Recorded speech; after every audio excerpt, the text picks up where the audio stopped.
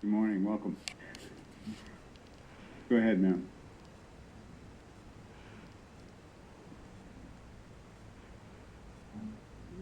Good morning, just give us your name and proceed.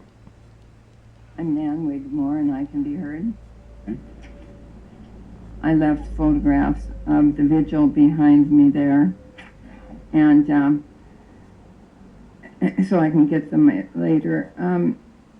I'd like to tell you, first of all, I'm a great-grandmother. I'm looking forward to my grandchildren, great-grandchildren growing up in a healthy Portland, those that have stayed. Because of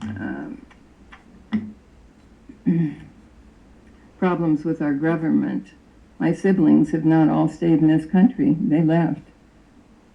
And those that have stayed work as I do. So I wanted to say I worked for the voc rehab, assisting those who were willing and able with help in the Quadrant Southeast mental health system.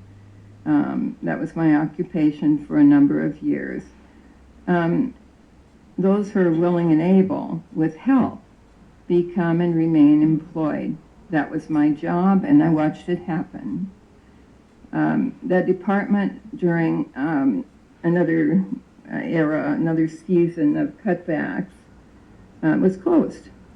And it was foolish. It was made by bookkeepers. And that's really the primary reason we find people on our streets today. They were getting help before.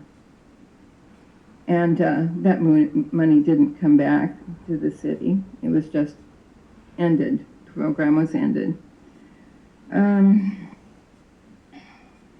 Because I was paid not by the city, but by voc rehab.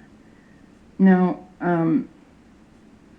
I'd like to speak to a couple of things in particular.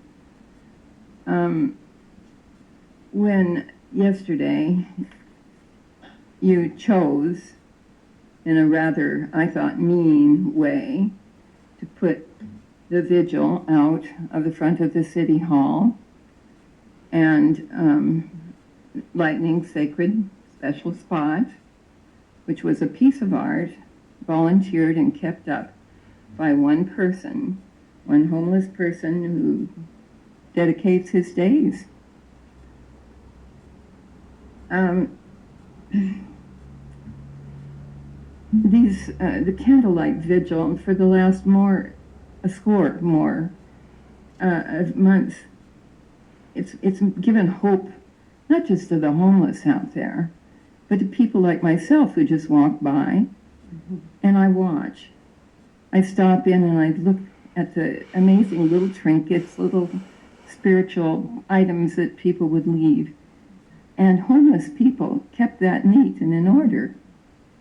And I, for the life of me, can't understand why you look over that.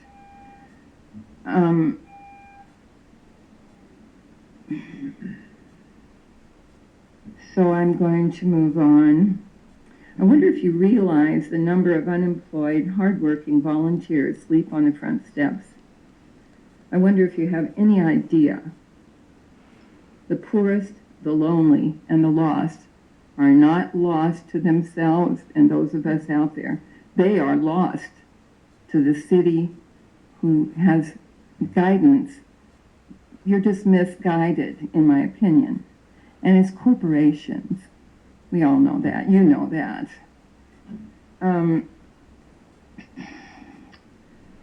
empty buildings, someone said, I wonder if you notice how many women and children are out there on the streets trying to get a night's sleep with a roar of engines going by.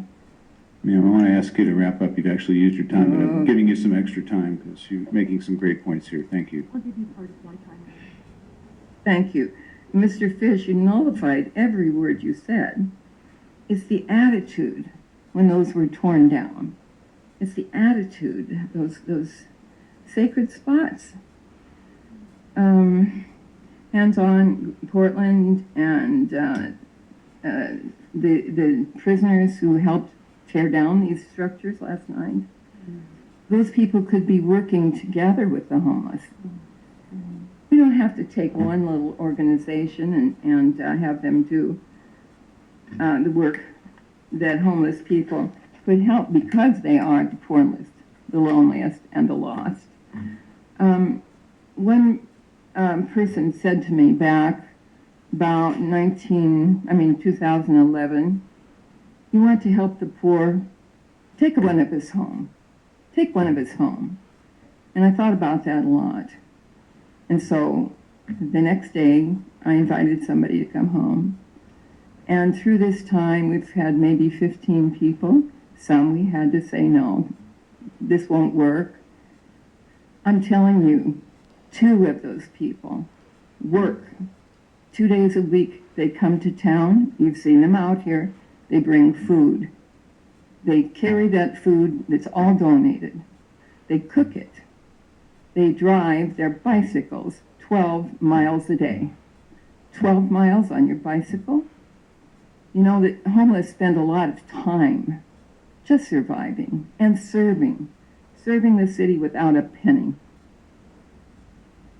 Ma'am, I want to ask you to finish your thought. Thank you. I could stop. Okay. Thank you very much. Appreciate you Surely. being here. Thank you.